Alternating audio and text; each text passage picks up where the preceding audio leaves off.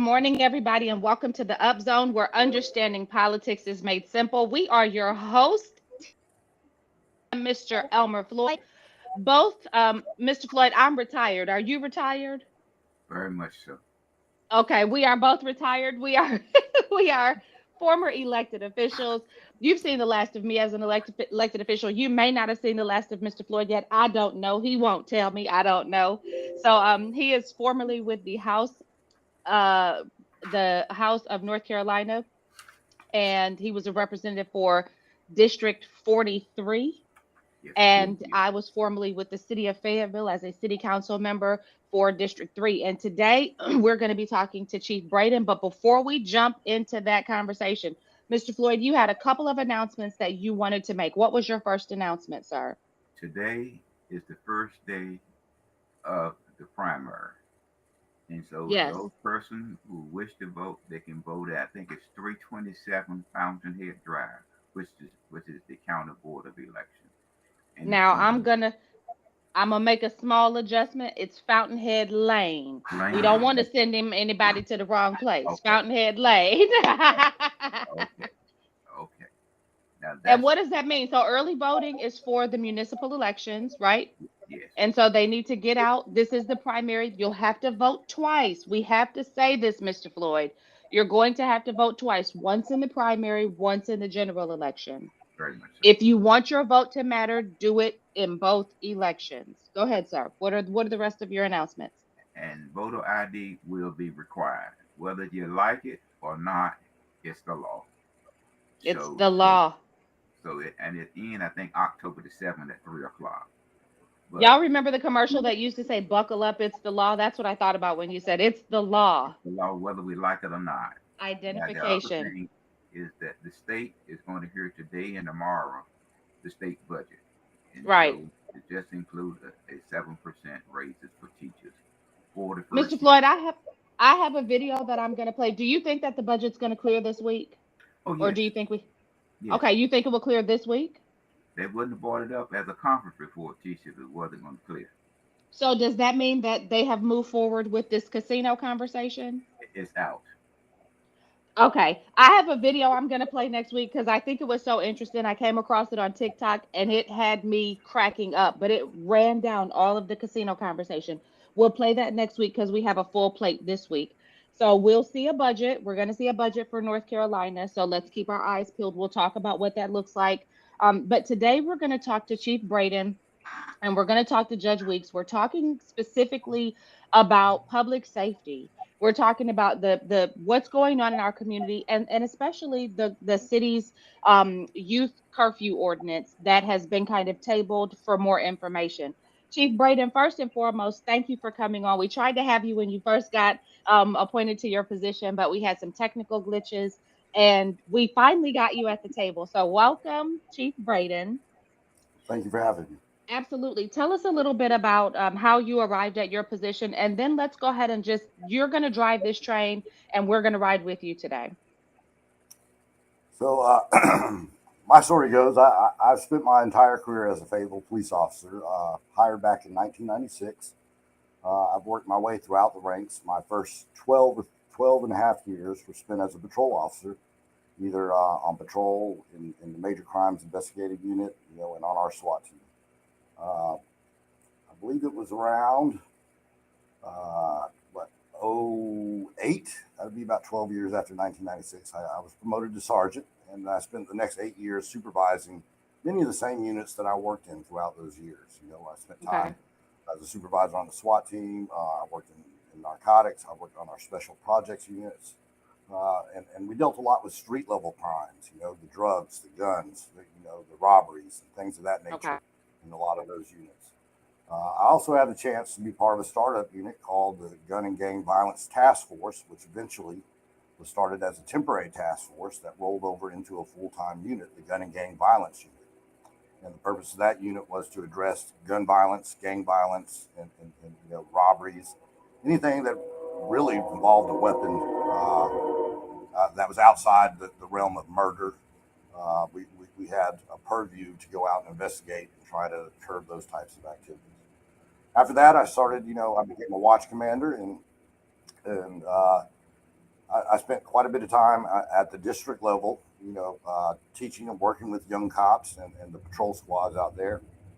And as I started to get promoted to the higher ranks, I spent more time in my career over in the admin side of the house. For about 3 years, I served as Chief Hawkins' chief of staff. It gave me an opportunity to work on a lot of stuff that I haven't worked with throughout my career, such as budget, administrative things, doing research on projects and programs that we could potentially bring to the table and utilize at the Fayetteville Police Department. So that's sort of my career in a nutshell. And in February of 2023, I became the chief of police.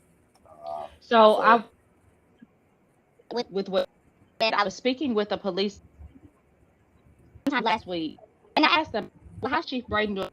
Let's check on, ask about you guys. They described you as a cop's cop. They said he understands, like from the ground level, what we're dealing with, and he understands. And they talked about this pendulum that under this administration, you're swinging. They perceive that the pendulum is swinging from being reactive to proactive, which is what I think was the Fayetteville City Council. Um, so let's talk a little about that because I spend a lot of time to approach that a little bit, and then let's kind of what we see happening as far as the trend where public safety is concerned in our community. Braden, tell got to the point of this youth ordinance, and then talk a little bit about. So, I agree with you. There's two sides of a coin when it comes to policing. There's proactive policing, where we're out there trying to influence a certain data set, a certain crime, a certain situation. And then there's the other side is where we respond to those crimes or those situations. When we respond to a homicide, that crime has already been committed. Someone has already lost their life, and someone has committed a felony act. There's no stopping that situation once that occurs. The investigation ultimately should lead to the identification and arrest and a prosecution of an individual. And unfortunately, we have someone who has died as a result of this, and we know there's no coming back from that as well. So when we try to act proactively to prevent homicides, we have to take a look at, where, who is most likely to be an offender, what groups, what communities, what locations within our city are more apt to have those types of crimes occur. And as we look at those things, we develop strategies on how that we would approach that so that we may intervene before a gun is fired and somebody becomes a felon and another person is dead. Right. I guess that in a nutshell is the difference between being proactive and being reactive. Mm-hmm. As I presented the youth ordinance, and again, this was a proposal. I definitely recall stating several times, this is not a thing that is going to solve all of our problems. But when we have youth crime, okay, and that's what we were particularly trying to address with an ordinance, because there's a certain age group of individuals that an ordinance would affect. It doesn't affect anyone over the age of 18. But as I was responding to these actual incidents of violence, gun violence specifically, there's been an inordinate amount of actual young people, juveniles, 18 or less, that were found to be involved in these situations. And I'll cite one specific incident. There was a shooting that occurred over off of Eastern Boulevard at one of the gas stations. And I was notified of the shooting probably about between 12 and 1 o'clock in the morning. And when I arrived on scene, there was nearly a dozen juveniles within the crime scene tape of the actual incident that occurred. Mm-hmm. And by the story that I was told and the investigation led that there was a car club that was just hanging out, loitering in this parking lot. Okay. There were 2 people that were over the age of 18, and this nearly dozen other individuals were below the age of 18. Within itself, sitting in a parking lot, there's nothing wrong with that. But if we had a youth curfew where I could have seen, or one of the officers would have seen, a group of juveniles hanging out in a parking lot, not patroning the business, at 1 o'clock in the morning during those curfew hours, at least would have presented the opportunity for that officer to go up and say, hey, there's a youth curfew out or youth ordinance within the city limits. Who here is below the age of 18? And that act right there could have intervened prior to that shootout occurring between those two groups in the parking lot. Mm-hmm. Had I been able to send those nearly dozen juveniles home with their parents, the situation that occurred that night potentially wouldn't have happened. So when we talk about proactive, being able to intervene before that first shot is fired, that's what the juvenile curfew would give the police department, the opportunity to interact or intervene before that first shot is fired. There's countless situations where our youth have been involved in shootings and some retaliatory shootings. I know I gave some numbers the other night, and the numbers that I presented were from that July 1 time frame to that September 14th time frame.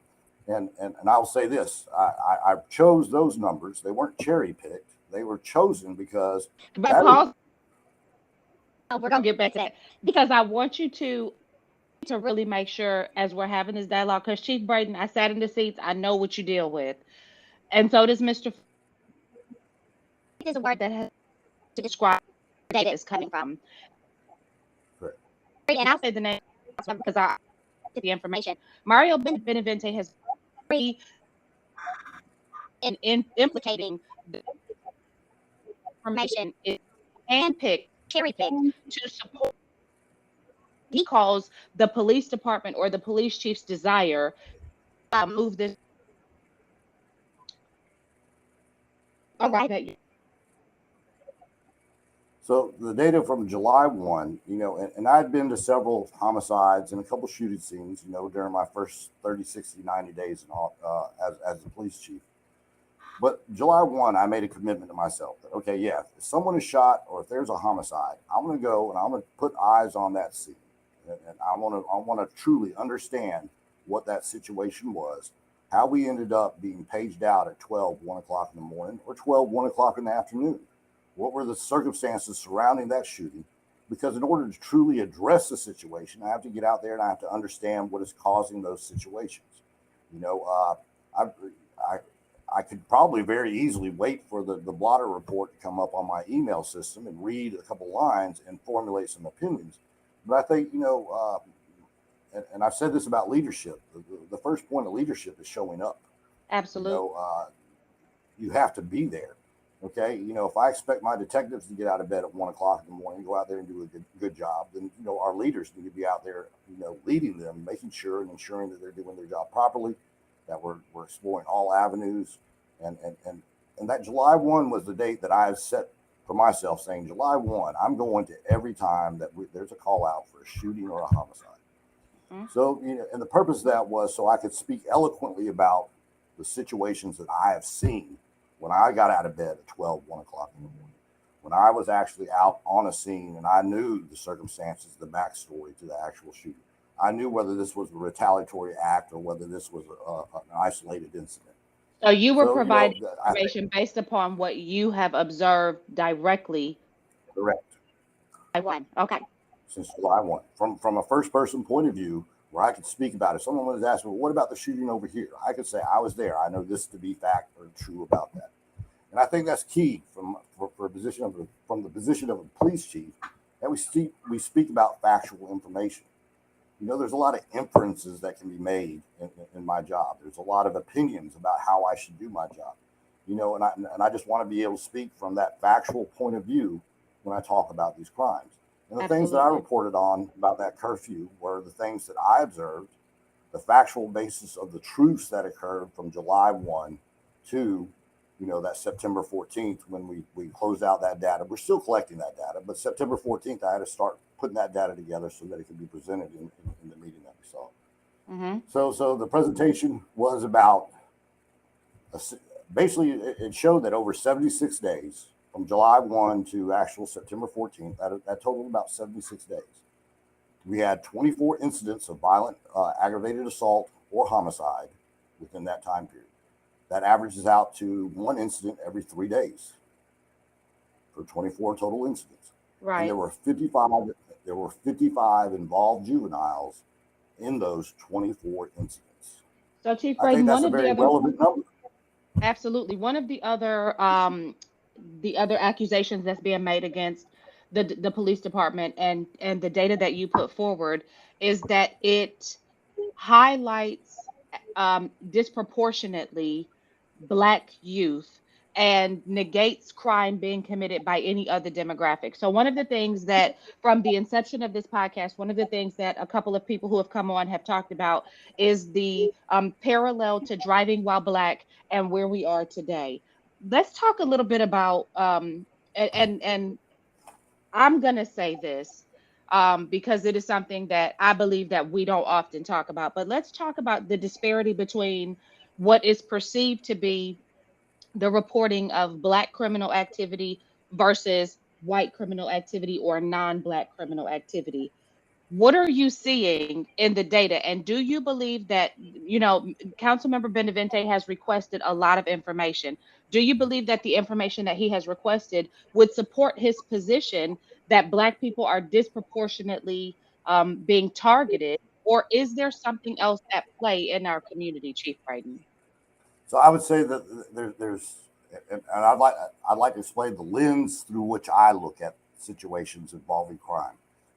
First and foremost, the common denominator that I have to look at is crime, a criminal act. Okay, if we're talking about homicides, I have to group all homicides together, and that is my common denominator. If we're talking about traffic stops, I pull all of our traffic stop information together. That is the common denominator. Race is never the starting common denominator for anything that we look at as a police department. The common denominator is what is our job to affect crime. So the common denominator when we look at numbers always has to be the crime that we're looking at, or the crime that we're trying to influence. So let's So compare if you look, traffic stops and homicide. Let's compare those two. so if I take the data from homicides, and I believe I have my last quarterly report up, 2023 second quarter report. We take a look at the homicide factor in that second quarter report. Again, the Hmm. common denominators, we're looking at homicides now. We're not looking at Black, white, anything else. We're looking at homicides. And, Right. out of the 33 incidents, I believe it was total that I had for the second quarter report, I had 18 Black males were victims, 3 white males were victims, 5 Black females, 1 white female, 1 Indian male, and 1 other male. So now that we got the common denominator of homicide, now we can start looking at the other numbers that fall into that category. If we start looking at that way, yes, 18 Black males, 5 Black females, that's 23 of the, I believe it was 33 total incidents that Hmm. we were dealing with. In any way you look at it, that's about 2/3 2/3. of the actual incidents were Right. involving community members from the Black community. Okay, so there itself lies a disparity. Okay, Right. and I think as we look at crime as the common denominator, if we want to look at traffic violations and we want to look at traffic stops, we pull all the traffic stop data in there, and then we can break it out to what the demographics of the violators were. And as we do that, we see a disparity there as well. And I could argue that just about a lot of the categories that we look at, you will find those disparities. But let me say this about traffic stops in particular. Traffic stop data has been scrutinized for well over a decade at the Fayetteville Police Department. If I remember correctly, Tom Bergermine was the chief of police when it came about in about 2008, 2009. Don't quote me on that, but that's just my recollection of my 50-year-old brain right now. But around that 2008, 2009 was the time when Tom Bergermine first went through the first rounds of driving while Black accusations. And there was disparities in the numbers that were presented at the time. Nobles was brought in. They gave a report. They referred back, and they had some recommendations on things that the Fayetteville Police Department could do better. But if my recollection serves me, there was no recommendation that any bias was observed or reported during that time. Let's move on to the next chief of police, Harold Medlock. Harold Medlock went through some of the same questions about the disparities in the numbers of the traffic stops. Okay. I went back and I reviewed that data. The numbers did fluctuate. The actual disparity rate did fluctuate throughout the years, but consistently every year since 2013, over the past 10 years, black drivers have been stopped at a higher rate than white drivers. Let's go to the next administration, Chief Gina Hawkins. She had accusations and had to answer questions about the disparities of the traffic stops. How do I know this? I was her chief of staff. I had to prepare some of the reports and present the data prepare them for her so she could present why the data appeared to be disparaged between white drivers and black drivers. But it just shows that pattern consistently has been there throughout the past 4 administrations. Now, as the new chief of police, I've already been asked about disparities and asked what is going on. I would offer this. Number one, it would be a conspiracy of such large proportions to ensure that it continues on over 4 administrations. That would be a tough thing to make sure that it carries on. If you look at the turnover we've had within our actual department for the officers, we've had quite a high turnover rate over the past 10 years, So most of the officers have come and gone from the police department, but still the numbers remain the same. So when we have so many factors that have changed over the years, we have to look and see what the common denominator is within that set of data, and I would offer this, that we have better technology today than we did 10, 15 years ago. We have the ability to review in-car cameras. We have the ability to review body-worn cameras. We have policies that state that no matter what the reason for the stop, a TSR is going to be done. In addition to that TSR, you're either going to write an actual ticket or a warning ticket to document those things so we can collect the data and be able to analyze that. And we have early warning systems within our IA Pro software that let us know if there's a pattern of behavior that we need to take and look at with our officers. Every complaint of discrimination, bias, is an internal investigation that is reviewed from the first level of supervision at every point in the chain of command, at the sergeant level, at a lieutenant level, at a captain level, at a major level, at the assistant chief level, an overall review from our internal affairs of all those other people. And then finally, it's put before the chief of police, and all that logic is explained as to how they came to the conclusion of that investigation. And the chief of police has that final say there. So we have many layers of what is the correct word I'm looking for? We have Checks and many balances. layers of checks and balances within that system to ensure that our officers are at the best being, or worst, being fair. Okay, so after years and years of the constant conversation coming up, the police department, and specifically the Fayetteville Police Department, has provided. We've submitted ourselves to outside peer reviews through national organizations. We've added to our policies, our procedures. We've taken the stance that we're going to investigate every complaint, and it's going to be reviewed throughout that chain of command. And yet, no actual particular instance of bias has been found within the police department. So instead of constantly looking at the same thing, now we have to start looking, what are the other influences on that number? What are the other things that cause that number to constantly be elevated one over the other? I've raised 2 kids, and I think I told a personal story about one of my kids the other night when I was talking to counsel. One of my kids, I never had to punish. I had a boy and I had a girl. Okay. My son pretty much raised himself. I could leave him in his room with a jar of peanut butter, and I could come back a week later and he'd be thriving. Okay. My daughter took a lot more parenting than my son did. Therefore, she, had quite a bit more discipline. She spent more time on restriction. I had to be in her business a lot more than I had to be with my son. But guess what? Number one, they were both my kids. Okay. Now, the difference between one was a boy, one was a girl. Okay. But I can't say that she needed more because she was a girl. She didn't need more discipline because she was a girl. She needed more discipline because she broke the rules more often. There's no doubt that I love both my children. Okay. But that is the thing. That is the reason. The fact that she was a little more hard-headed was the reason she got a little bit more of my attention as a parent.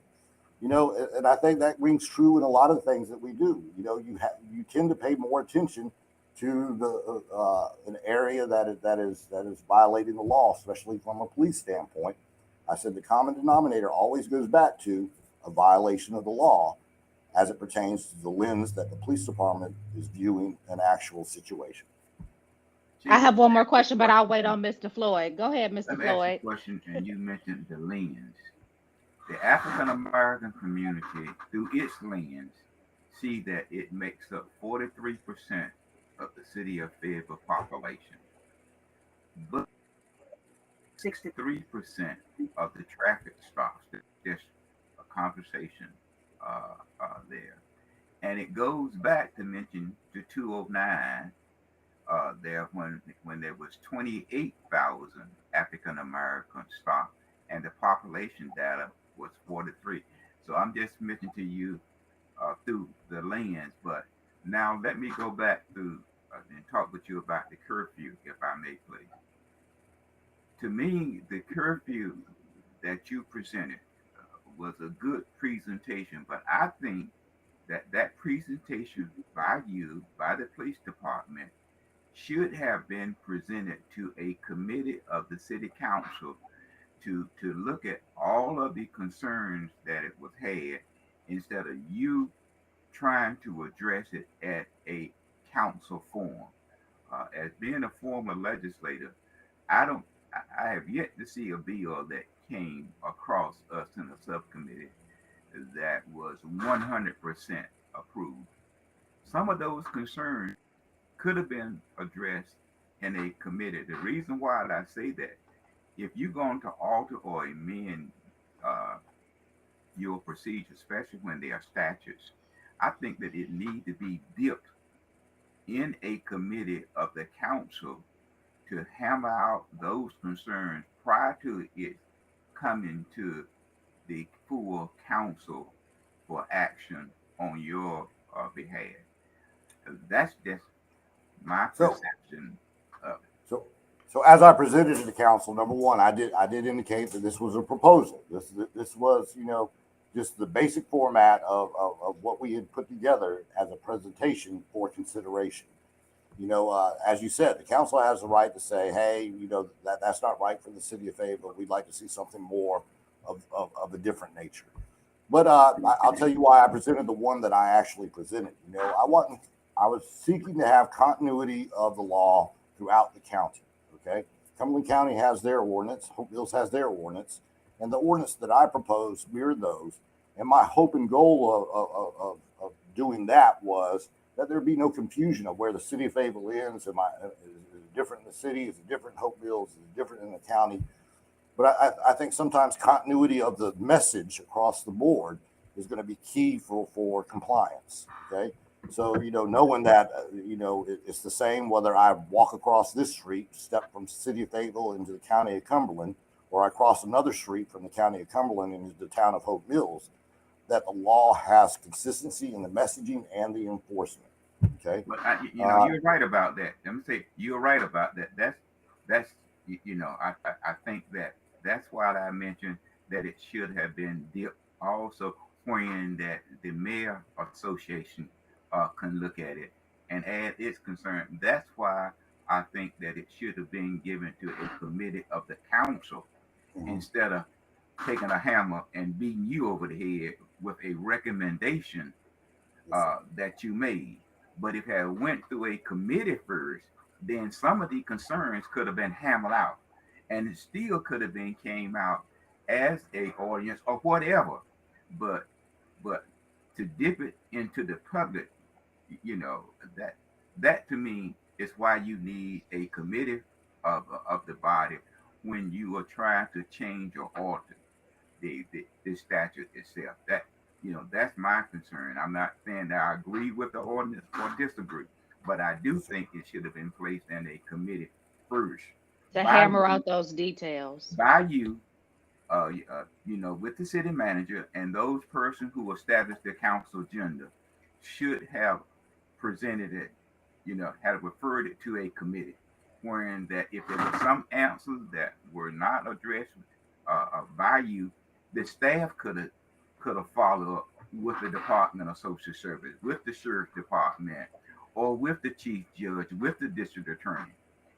That's where the staff provides some assistance to you and others. That's just my concern. Now, it's, it's being as a former legislator, you dip it into a committee first before you make those changes. It may be dipped in two committees And because go ahead, sir. those persons that sits in those committees have some expertise about subject matters. So that's why I'm saying that it should have been dipped into a council committee in order to look at the changes and look at your suggestion and recommendation. And that's why I love our podcast, Mr. Floyd, is because we get the opportunity to educate our viewers about how these processes work. And one of the things about the city council is the mayor stands the committees up. And so if and I agree with you, this should have gone before a committee before it came before the public, because Chief Braden and that committee would have had an opportunity to work through those issues. The deficiency here is, and it always goes back to leadership. The deficiency is that we've stood up committees for all sorts of stuff at the Fayetteville City Council, but we did not see the mayor stand a committee up for this.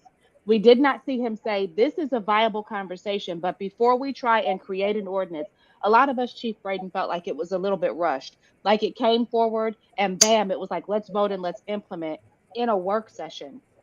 And the thing that I think many of us wanted to see was for the council to work through the issues that the community may have raised before it became an ordinance or a law. And I think that one of the things, this is the last question I have for you, because one of the concerns that I believe our community has is this perception of the discrepancy between Black crime and all other racial makeups crime. And I hate that word because there's only one race and it's human, but we'll use it for today's purposes.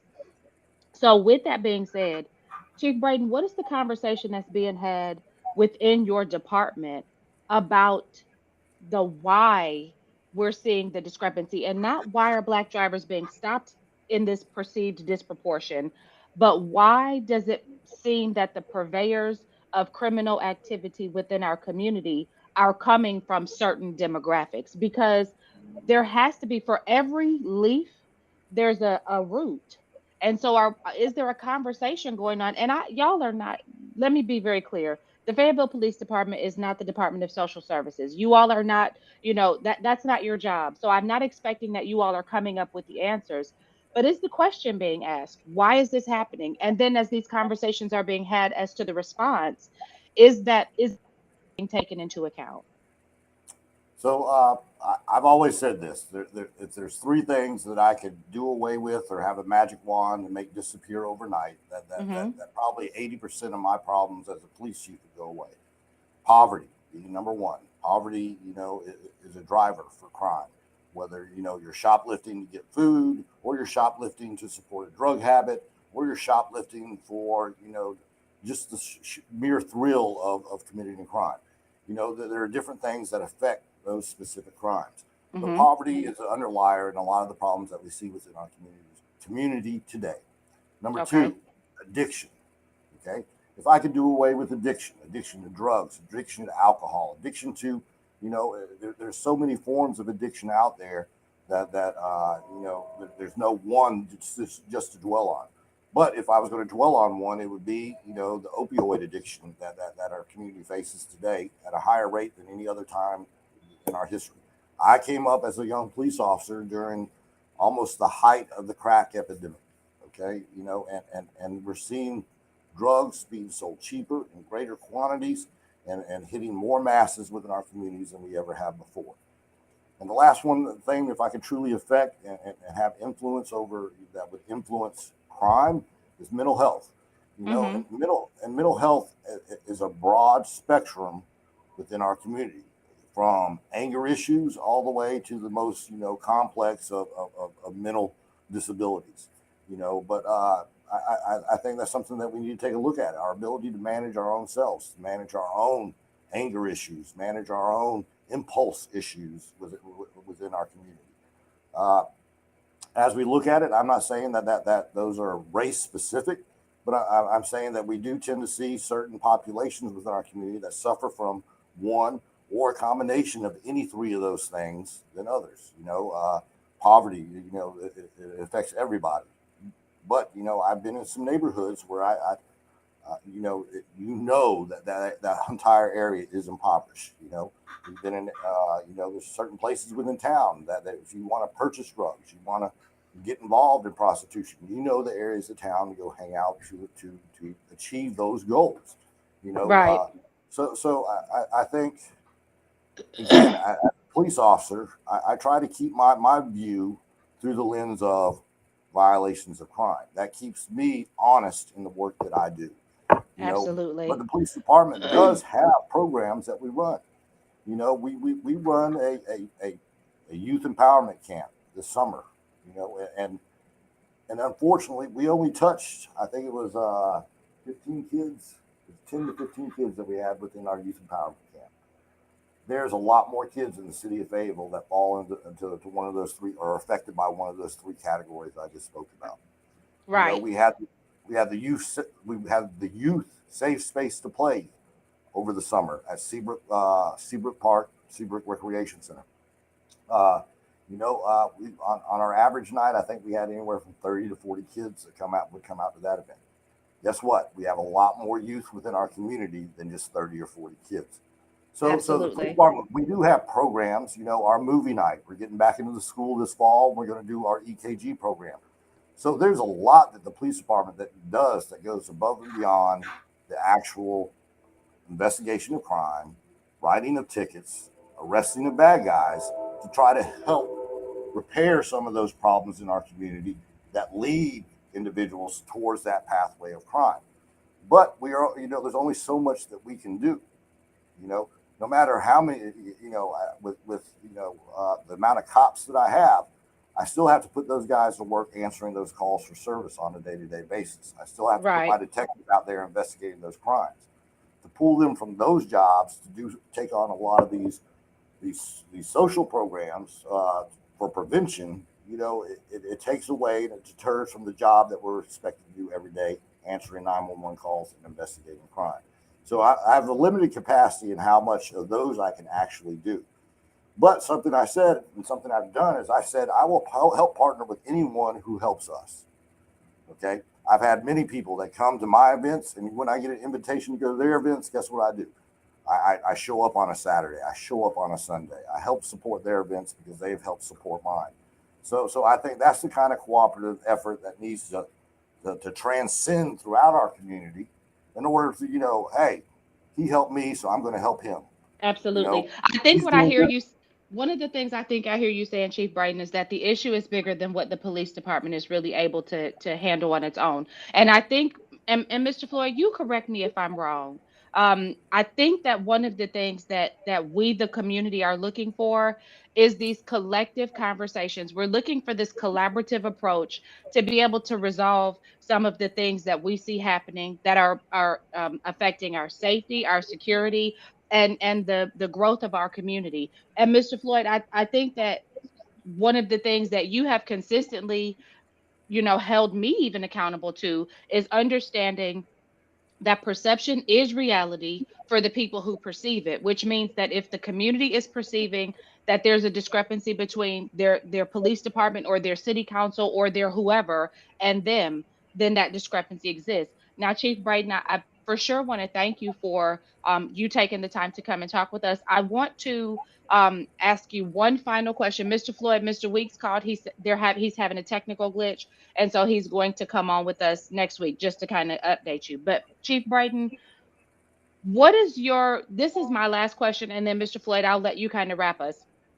Chief Braden, what does your police force look like today compared to 10 years ago? I know we used to have a lot of very tenured police officers. We had a very, I'll say, mature staff who had been around for a while. What does your department look like today compared to 5 or 10 years ago? So I think, like many departments across our nation, we have suffered with some loss, and retention remains an issue of concern at the Fayetteville Police Department. We have a much younger generation of cops than we had 10 years ago. Now, and I think that affects us in a couple different ways. Number one, Yes, we lost a lot of institutional knowledge over the past several years. But what I have now is I have a bunch of eager officers who are eager, willing to learn and go out there and do the job. Uh, it's a give and take kind of situation. But it's going to take a long time for us to get back some of that institutional knowledge that we've lost. And the only way we're going to overcome that loss of institutional knowledge is through good supervision and excellent training. You know, uh, and that's where we're really focusing right now. I'm trying to focus as much on everything that I can do to retain the officers that I have, focusing on making sure I'm promoting the right supervisors that are going to supervise and mentor these young officers that we have out there, and making sure these young officers have the greatest opportunity to go out there and learn how to be a cop in the real world and into the classroom, so that we can Absolutely. make sure that we're providing the A1 status of police expectations that our community has. Absolutely. Mr. Floyd? Chief, I think that each conversation that I've had with you, one thing that you and I agreed on is blight. And if you notice that if we don't address that, we are still going to have certain parts of our community that are going to have a higher crime rate than other parts of our community. And I think that that's something that we can and we need to address is how can we address this? As an example, if someone plays loud music 24/7, they'll open up the community to say that this community is open 24/7. Mm-hmm. If I can't find any place to go, I can go in this community because it's open 24/7. That's not a responsibility to do, but it goes along with code enforcement. Mm-hmm. So if we can address blight, I think that we can address a lot of our crime. And I was Mr. Floyd, it's one of the most basic Pelian principles when you look at policing. The broken window theory, has been brought up. It was exercised in New York years ago. But I do agree that if we create an environment that attracts certain things, you got to expect that those things will show up. If we allow the drug dealer just to stand on the corner without a cop getting out and approaching that drug dealer, guess what? Yes. More drug dealers are going to start to show up. So I agree with you that dealing with the problem and addressing the problem before it gets out of control is going to be key, no matter what crime you're trying to address. Whether it's a juvenile curfew or whether it's homicides. My goal over homicides, if you can, give me just a moment to brag on our homicide unit. At the time of the second quarter report, I think we had 33. I'm not looking at it, so I don't have the number locked in my head. But it was around 33 homicides that we had when I gave that second quarter report. And we had 31 of those, an arrest had been made. And the last two, they were still investigating. They had good leads and they were working towards a natural conclusion for that. So I say this, as a police department, we do a good job investigating crime. I think it goes back to how we started this conversation, okay? If we're doing a good job on the back end, how do we become more proactive where I have less work for those homicide detectives to actually do? Proactivity is going to be the key to see our crime numbers truly drop. Okay. We can have, if we end up with X as the number for our murders this year, I'm confident we're going to solve probably a bulk majority of those actual murders. But that doesn't fix the problem of people continue to murder people. And the last thing I will close out with is this: crime is, it's a wave. It goes up, it goes down. We have to understand that the city of Fayetteville will not have a year where we have 0 car thefts this year. Okay. And I said this to the council, and I've said this during when I was campaigning to be the police chief. I can't control crime numbers because I'm not the person committing the crime. My job is to mitigate those numbers through good programs, through good research on what affects crime in a positive manner. So my job is to help mitigate crime because we know that there'll never be a year where the city of Fayetteville has 0 for motor vehicle thefts, 0 for a homicide. But to curb those and mitigate those numbers and keep those in check, knowing that those numbers may rise a little bit or fall a little bit, but as long as we keep them in check, that is the goal that we actually have. Murder has been around since the dawn of man, and it'll continue to be around. But how do we keep that number in check? Absolutely. But Chief, Absolutely. as you exit, I just want to say is that through code enforcement, again, that's one of mine. Through code enforcement, we can reduce some crime. As an example, I chose teach on one of our programs. There's two nice houses on both sides of a house that grass has been cut in 15 Mm-hmm. years, and it's So a, it's a, I'll it's a quote Mr. Hewitt. I heard him have the same conversation just the other day. Sometimes we buy into neighborhoods. It's our, I know why the rise of HOAs have come around over the past couple decades. Is because you got to hold people accountable to cut their grass. You got to hold people accountable to take care of their yard. Mm-hmm. And because if you don't, then what it does, it brings the value of your house down. It brings the value of your neighborhood down. It brings the value of your community down.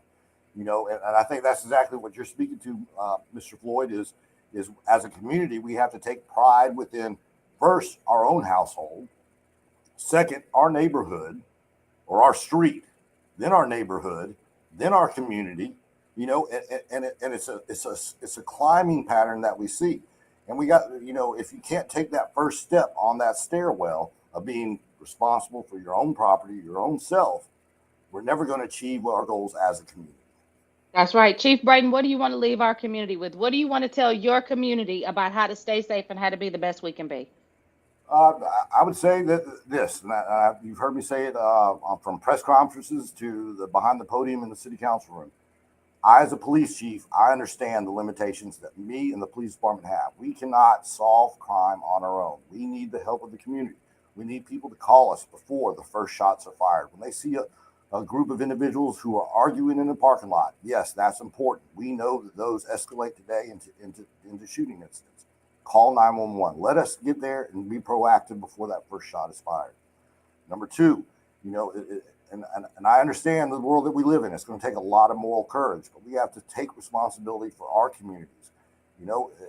If I don't have an ordinance to ask kids where are they at, why aren't they at home at 1 o'clock in the morning? Us as a community, guess what? You can do it in your neighborhood. If you see kids out walking the streets, hey, where are you supposed to be? We got to get back to that mindset of, it's not just the police's responsibility, but it's the community's responsibility for its safety and well-being. Absolutely. Well, thank you for joining us. You go ahead and hang up on us. We're going to chat a little bit longer. And I really appreciate you. And Mr. Floyd, I'm sure I speak for the both of us. We really appreciate you taking that time to come Yes, and share ma'am. with our audience. And you always have a platform amongst us to come if you ever want to update the community about what's going on, Chief Braden. Well, thank you for the time. Thank you, sir. Have a great day. You too. thank you. Now, Mr. Floyd, like I was saying, Judge Weeks did shoot me a call. That's why I put my hand over my mouth and I was chatting a little bit. But he said that he's having a technical difficulty. Spectrum is doing some work in his neighborhood. He told me this yesterday, and it's just throwing everything off. He did confirm that he will join us next week. He said they should have all of this wrapped up by then. So we'll bring him on because he has a very unique perspective where this is concerned too. And we want to hear that because we want to hear those who are for and those who are against, and particularly when they have good information to support why. Mr. Floyd, Mario is letting the police department have it, and I would say some of his questions are very good questions. Often people will say I don't agree with the approach, but I agree with the content. I most certainly don't agree with the approach, but it's not mine to agree with because people used to say that about me. But I think it's some good questions. And that's why I asked Chief Braden the question if you all provided Mario the data that he's asking for, because he's asking for specific data sets. Do you think Say that to it you, would Chief, I'm gonna dispel? cut you off. I'm gonna say to you, Go he ahead. has and council members have good questions. But I do Absolutely. believe that all of that could have been resolved if it was placed In a in committee. the city to I hammer agree. out the differences that to try to ask those questions in a public forum. They rushed this process, Mr. Yeah. Floyd. They rushed it. They rushed the process. And I think that it is because I don't know, do you think it's because people are talking about crime and they felt like they needed to address it because of the elect, like why do you think they rushed? But Tish, I'm saying that the chief brought forth a recommendation that he think that would assist him in carrying out his administrative responsibility. Mhm. Now it's up to the council to take appropriate action. A corporate action Absolutely. is not in a public forum because you only have a limited time. Again, I still say it should. Those persons that's in charge knew in 2714 that a curfew was a problem. 10 years later, they come back with another curfew. So instead of beating the chief of police over the head, then why not place it in a committee? I'm not In saying the I agree with committee. the curfew or not agree with Right. the curfew, but Right. then a committee formed to look at that and get the staff to provide the necessary data and information and support to make it work or not to work. Right. You can't. I mean, you can't. I mean, you know, here you got signs all up against it and everything else. You should things that are controversial that is going to alter or amend your ordinance should go to a committee first. It should be thoroughly hammered out. But again, I ask you, Mr. Floyd, why do you think that the council permitted this rush? I have my opinion, and I'm gonna share I'm it, but just I saying. want to know what you think. I'm just saying. To me, is that it goes to show you that we have knee jerk decision making process. And Okay. that this council does not really know how to do their job, because somebody on the council, I would have expected, I'm gonna tell you who I would have expected to say we need a committee for this. I would have expected the mayor, I would have expected DJ Hare, I would have expected Johnny Dawkins, I would have expected Kathy Jensen, I would have even expected Shaquila Ingram to say we need a committee for this, or even Courtney, because they've been there long enough to have been on committees where they've seen this process flow through. I don't know what committees exist now aside from the Stormwater Committee. Now, wait a minute. Now, there is a commission that DJ handles for his appointments. Well, there's the appointment committee. That's what, but this is what I'm saying. They know these, an appointments committee hashes out the problematic points before they bring it to the full board to have a public discussion. That is what I'm hearing you say. They should have had a committee to hash out and talk about, okay, well, what about this? Did we do this? Have we crossed this hurdle? Have we addressed this objective before it came? Because to sit for 10 people to sit in the dais and look clueless about what is before them says y'all did not do your due diligence. Well, the chief again brought forth what he thought that would assist him.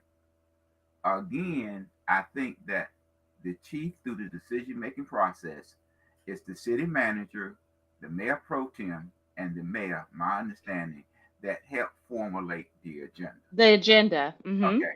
If I'm not mistaken, then they should have looked at that and said, this item needs to go into a committee for Absolutely. prior to bringing it to the full body for action. Absolutely. Absolutely. And also, Mr. Floyd, this conversation demonstrates that there's not, because if there was no committee, and I always think about, because we need to talk about how the process works, right? So the chief of police is not a policymaker. That's not his job and that's not his responsibility. It's not a part of his responsibility. He said, "Hey, I'm asking, in my mind, this is how the conversation should have gone. Hey, I'm asking the council, can you all create a policy that assists my officers in being able to address XYZ? So when you come to the board, just like if me and you go before the board and say, we need a new rule that addresses how whatever is handled, right?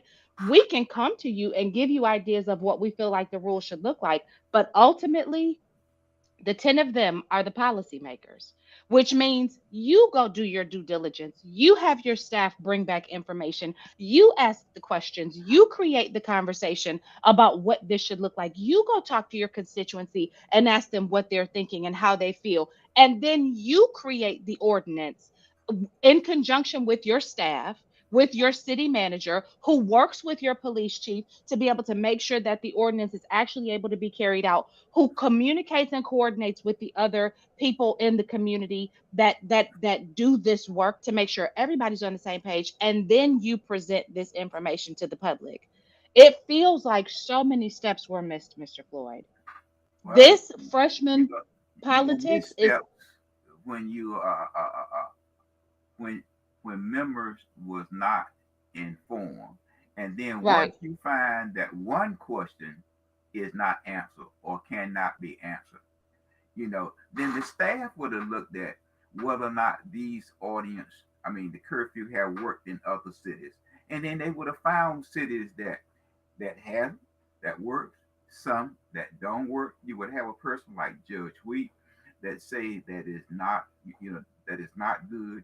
You would have the staff would have then communicated with the district attorney, the chief judge, the public defender, private lawyers, the mayor. All of these things could have been worked out when that question, one question not answered, then that person is going to continue to drive and see that you don't have all of your information together. And Absolutely. that's Absolutely. not working. So so let me ask you, what are your we heard a lot of information come from the police chief, and I'm very interested in understanding the dynamic between, and I think it makes sense when he says we've had 33 homicides and 23 of the people were black people. Mr. Floyd, We what talk is going about on? Black Life Matters. We talk about Black Life Matters, but it only matters when it is done by a law enforcement officer. Okay, I'm so glad you that's when said it that. matters. So, That's when it matters. I'm so When you glad you have said that. 18, when you have 18 blacks, then every black life matters. That's Okay, right. every And black. we have to start holding our own. Like we have to. And I'm gonna tell you this. And I like that Chief Braden said this, but I'm gonna tell you why it's not gonna happen. If I see some kids walking around at midnight in my neighborhood, at this point we are so terrified to say anything to anybody because of the reaction that they may have. It may cost me my life to say something to them. Well, a lot of people refuse to do it because some of the information require you to go through Genesis to Revelation, and they just don't want to give that all of that information because it may be leaked to the public that I'm the one that reported ABC. But even just to say something to the kids in passing, Mr. Floyd, do you know? I'm a. This is where you know how they say a hit dog will holler. This is my deficiency. My deficiency in my community is that I don't know my neighbors as well as I should. I don't know the kids in my neighborhood as well as I should. Because if I saw my neighbor's child walking down the street at 1 o'clock in the morning, I'm going to be more inclined to say something to somebody I know. But if I just see who I perceive to be a stranger, even if it is a kid walking down the street at 1 in the morning, I'm not saying nothing to you because I don't know you.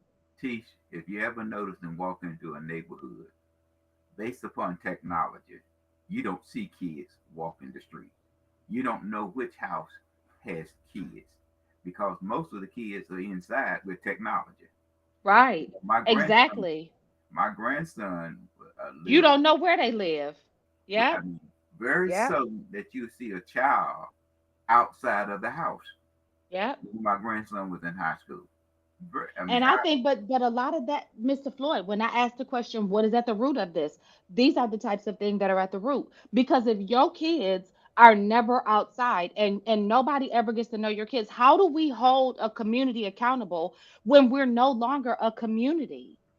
How do we do that? well, we have a responsibility. Those that are elected. That's why you are elected. You have that responsibility to provide us a safe community in which to raise our kids. If you ever notice, everything is done, it's the safety of the community. Yeah, and I don't think that that's, and I'm gonna be honest with you, I don't think that's the elected official's responsibility. I See, think the elected official's responsibility is to create an environment that we can thrive, like to make sure that the economic environment is thriving, to make sure. But I don't think that like that's our responsibility, Mr. Floyd, Chief, me Chief, and you. Chief, Chief, Chief again, when I talk with the chief about blight, it's the Hmm. elected official Yes. to Now address that yes, blight. the Okay, blight. Yes, blight. sir. Okay, Yes, it's sir. the now if they're able to provide jobs, they can increase the economic opportunity for Right. people to move from point But A it but to B. increase removing blight provides economic opportunity because people want to bring businesses to a beautiful community. Okay, now what we don't realize is that if that house remained there, something drastic is going to happen. And if it Absolutely. lowered the property value, it lowered the property value of the city as a whole.